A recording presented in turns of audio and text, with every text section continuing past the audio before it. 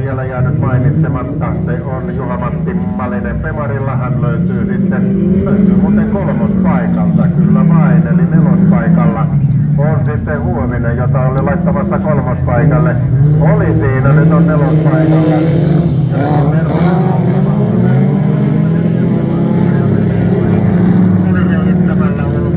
Ja ei muuta kuin uutta pirtaa koneeseen ja näin Perhonen saa nähdä saavuttaako, nimittäin ei ole mahdoton tehtävä. Matkaa on vielä kierros ja rapiat päälle.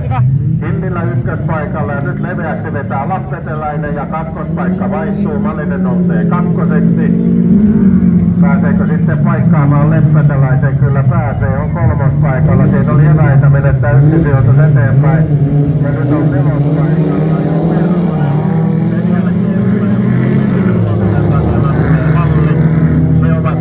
Jo noin 50 metriä, he eivät voitosta enää aja. Ja näin Hillilän komennossa viimeisen kerran mennään takalenkille. Ja nyt lähdetään jo nousemaan ja nyt Perhonen nousee kolmospaikalle.